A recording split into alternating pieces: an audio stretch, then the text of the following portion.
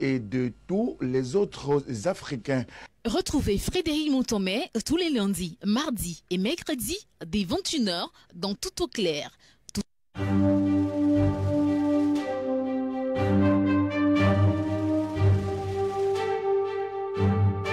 LTM, la télévision du monde inspirée par vous.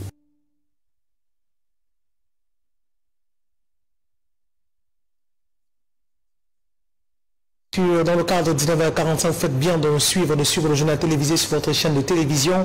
Et nous ouvrons ce journal en direction de la région de l'extrême nord, dans la ville de Marois, où une campagne de sensibilisation a été mise sur pied effective par les autorités administratives de la ville. Il consiste à éduquer et sensibiliser les populations sur les actes et les exactions commises par la secte islamique Boko Haram.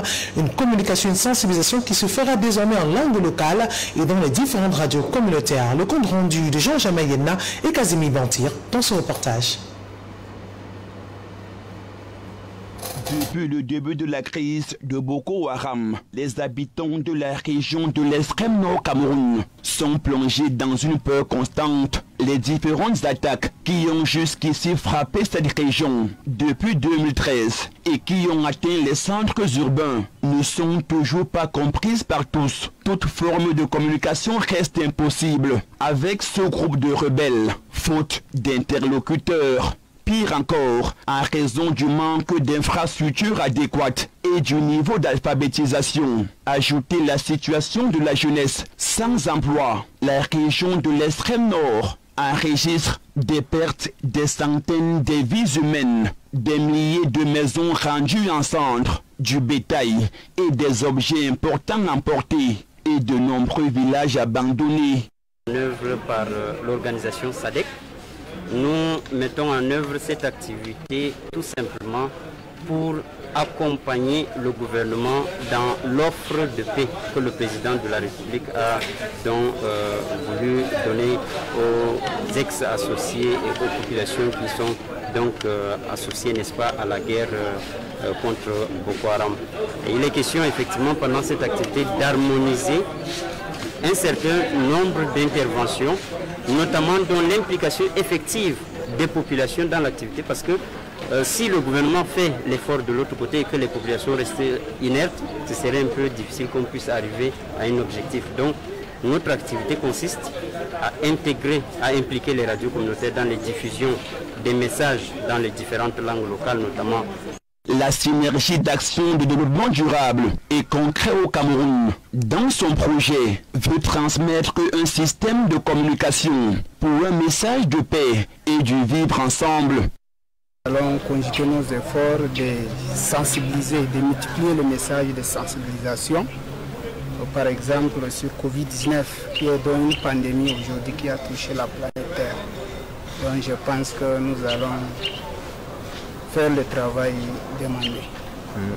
Rappelons que cet atelier de formation des membres des clubs d'écoute qui se tient dans les départements du Mayo-Tsanaga, du Mayo-Sava et du Logon-Nechari s'inscrit dans le cadre du décret présidentiel portant création du Comité national de désarmement, de démobilisation et de réintégration des ex-combattants de Boko Haram et des groupes armés dans les régions du nord-ouest et du sud-ouest Cameroun.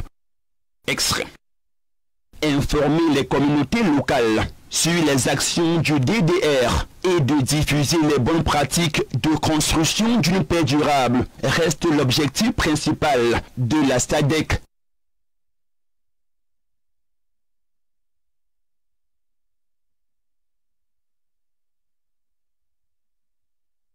De Marois, situé dans la région de l'extrême nord, qui appelle au retour de la paix dans cette partie du pays. C'est au tour des églises de prendre le relais. Ceci grâce à un message, préservation de la paix au Cameroun. Les églises qui prennent position en demandant la préservation de la paix dans l'ensemble du triangle national. C'est ce qui ressort des différentes messes qui se sont tenues au sanctuaire d'Etoudi depuis vendredi 18 septembre 2020.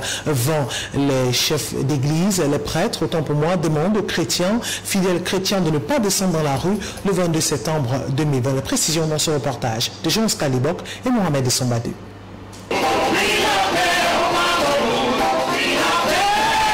L'Église catholique romaine prend position par la prière face à l'appel à des manifestations au Cameroun. Dans un ton grave, les prêtres rappellent aux uns et aux autres que la paix est un nom de Dieu et personne ne doit y toucher.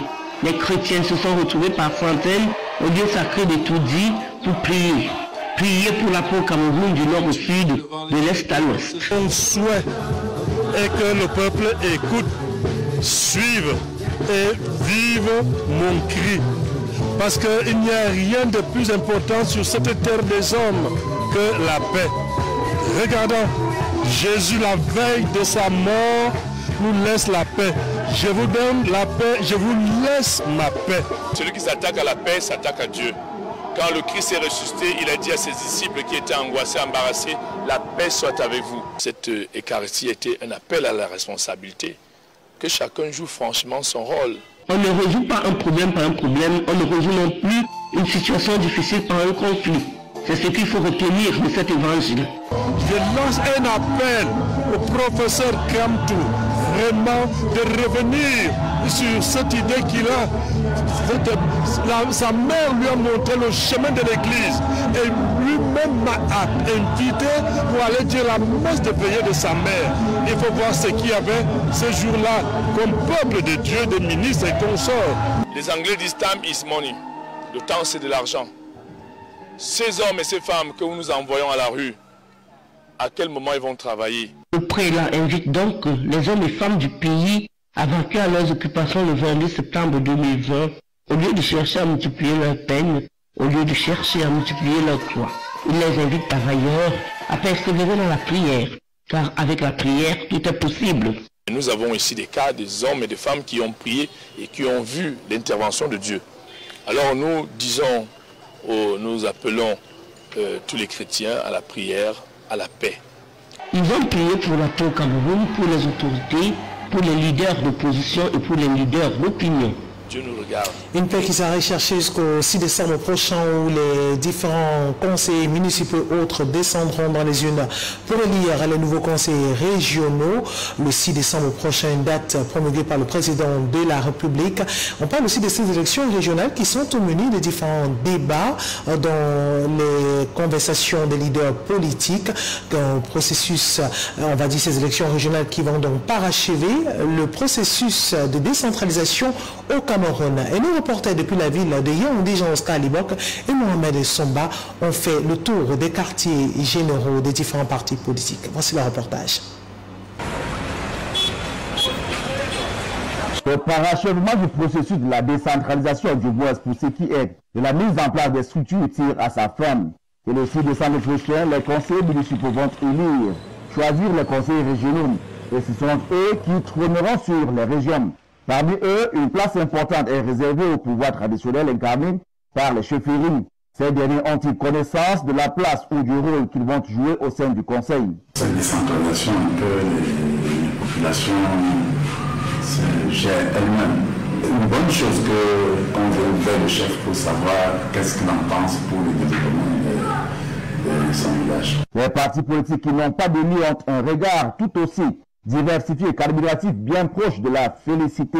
Il faudrait saluer cette décision courageuse, politique, qu'a prise le président de la République. Le Parti républicain du peuple est parmi les 35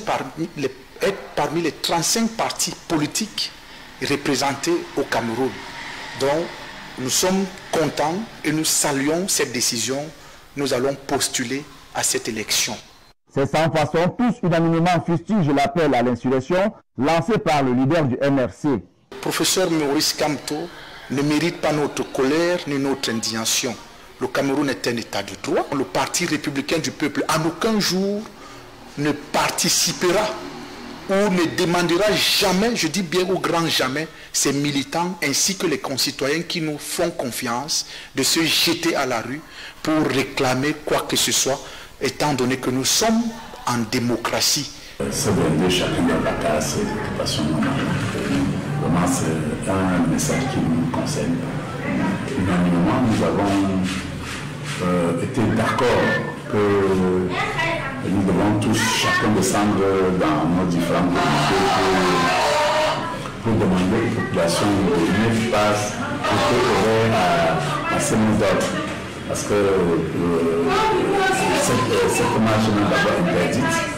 Bon, je ne pense pas que nous, de Dieu, nous sommes hors la loi. Et pour peu, cette dernière étape de la mise en place des structures de la décentralisation que vont boucler l'élection des conseils régionaux connaît un enjeu énorme et des tensions qu'il va falloir gérer avec beaucoup de tact. Nous ne devons pas prêter pendant ces... Et nous intéressons la santé dans ce journal pour parler de cette campagne contre la poliomyélite sauvage qui est effective depuis vendredi sur l'ensemble de la région et du littoral. Et on parle justement des 24 districts de santé que compte cette région qui sont concernés avec des agents de santé qui vont de maison en maison pour vacciner les enfants de 0 à 5 ans.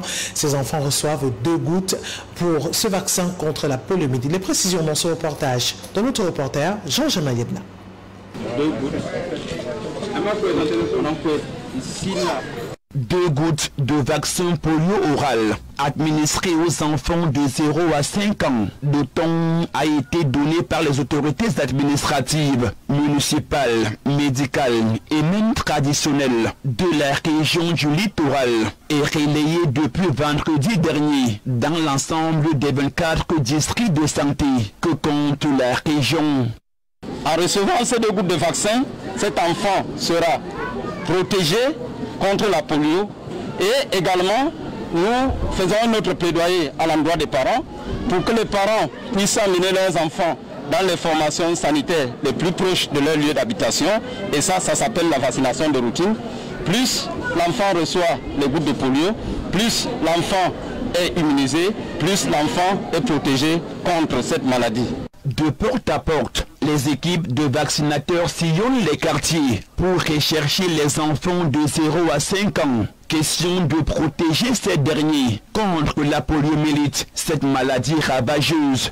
Au cours de la mise en œuvre de cette campagne, 2 gouttes du vaccin polio oral seront administrées aux enfants âgés de 0 à 5 ans. Et il faut dire que la stratégie qui a été adoptée pour la mise en œuvre de cette campagne, c'est la stratégie porte à porte.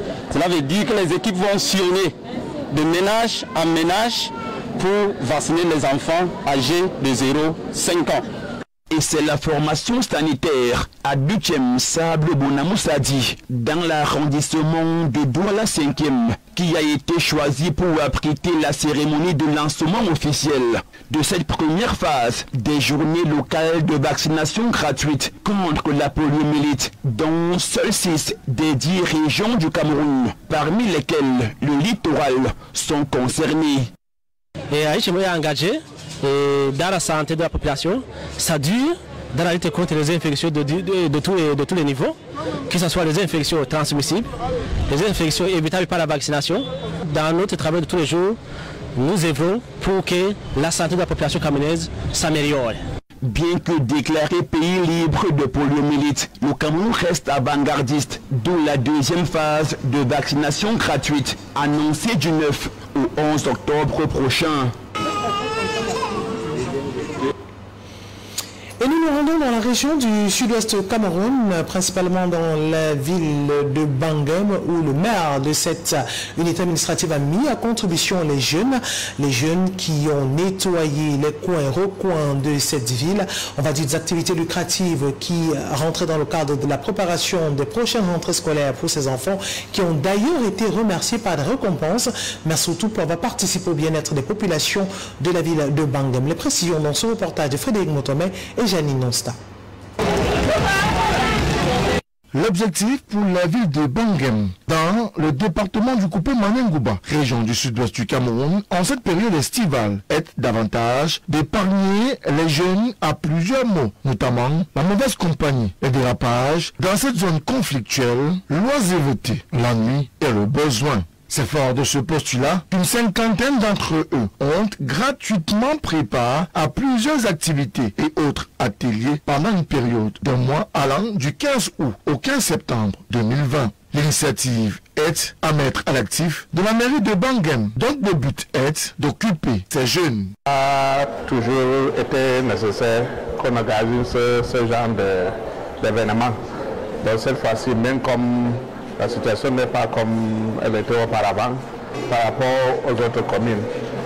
la situation de Bangem permet qu'on puisse mobiliser les élèves qui sont en vacances pour qu'ils ne prennent pas à cet événement. Et c'est exactement ce qui a été fait. Les parents sont conscients, ils se sont intéressés, ils sont volontairement envoyés leurs enfants pour qu'ils viennent prendre part. Et bon, nous remercions Dieu que quand même il y a la paix dans notre commune. Apprentissage de la langue maternelle, maîtrise des rites et de la cuisine traditionnelle, l'investissement humain par le nettoyage de la ville, telles sont entre autres activités menées par ces jeunes qui ne manquent pas d'exprimer leur satisfaction à l'endroit de la mairie de Bangem. On est vraiment satisfait pour l'opportunité que la mairie de Bangem nous a donnée parce que ça va nous aider un peu pour notre rentrée. Et ça nous aide aussi d'esquiver certains malheurs qui devaient nous arriver par terre. On est resté au quartier et puis on est vraiment satisfait en fait. Au terme de leur action en vue de l'amélioration du cadre urbain de la ville de Bangem et à 2 semaines de la rentrée scolaire 2020-2021, des primes d'encouragement leur ont été offertes pour ainsi les récompenser de leur dévouement à leur ville, et ceci en présence des autorités qui, au-delà de saluer l'action de la mairie, encouragent désormais ces jeunes à être des modèles auprès de leurs communautés respectives. Nouvelle réaction de l'ex-président de l'Assemblée nationale de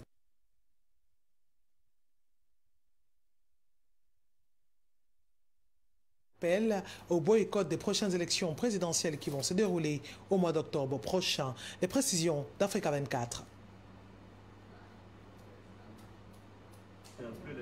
Nouvelle réaction de l'ex-président de l'Assemblée nationale de Côte d'Ivoire.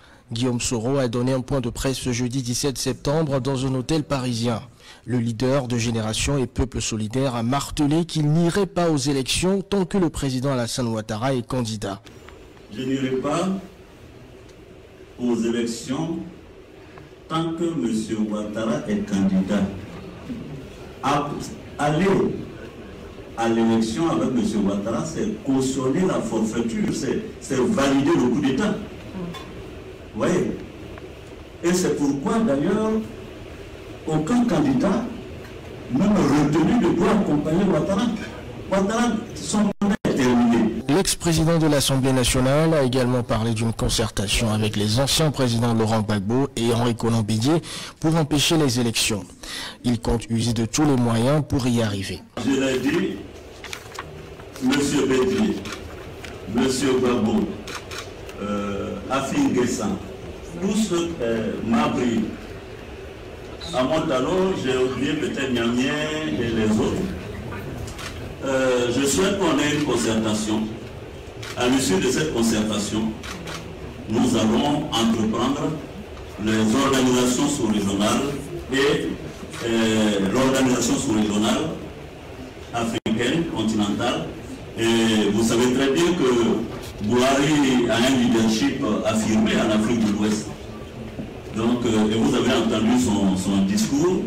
Donc, nous pensons que c'est bon qu'on puisse le voir. La candidature de Guillaume Soro a été recalée par le Conseil constitutionnel le 14 septembre dernier. Les raisons sont entre autres liées au fait qu'il a été retiré de la liste électorale par la Commission électorale indépendante. L'union fait la force et l'opposition dit. Un collectif pour faire face au président guinéen. Une fois de plus, Africa 24.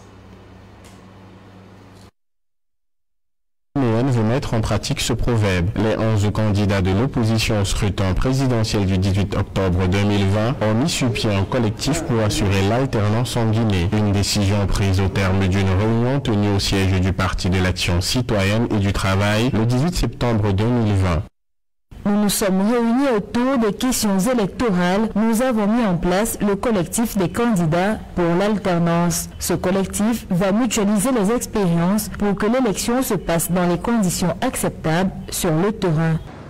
Face au collectif de l'opposition se dresse le président sortant Alpha Condé, candidat du parti RPG pour un troisième mandat jugé illégal par ses adversaires. De l'avis de certains observateurs, la formation d'une coalition pourrait faire peser la balance en faveur de l'opposition lors de l'élection du 18 octobre 2020. La constitution des alliances politiques n'a jamais été une première en Guinée au niveau de l'opposition pour accéder à la présidence. Ce qui est important de comprendre, c'est que ces alliances politiques n'attirent pas l'adhésion massive des militants en tant que tel. Le vote en Guinée-Conakry reste essentiellement tribal. Il est donc urgent, au-delà évidemment de ces alliances soi-disant politiques, entre ces hommes politiques, il est donc important de mobiliser alors l'électorat flottant. La campagne électorale a officiellement débuté le 18 septembre et va se poursuivre jusqu'au 17 octobre 2020. Les candidats iront à la quête des suffrages de plus de 5,4 millions d'électeurs dans un contexte assez spécial, celui du Covid-19. Et c'est avec cette information que nous refermons ce journal. Retrouvez l'actualité ce lundi lorsqu'il sera 8h sur votre émission Cocoricory. À 13h sur le journal de la mi-journée, 17h30 le journal en langue anglaise et à 19h45 le grand rendez-vous, le grand format de l'information sur votre chaîne de télévision LTM. Sur ce, je vous souhaite de passer une excellente soirée à l'écoute de nos programmes qui se poursuivent. Au revoir à tous.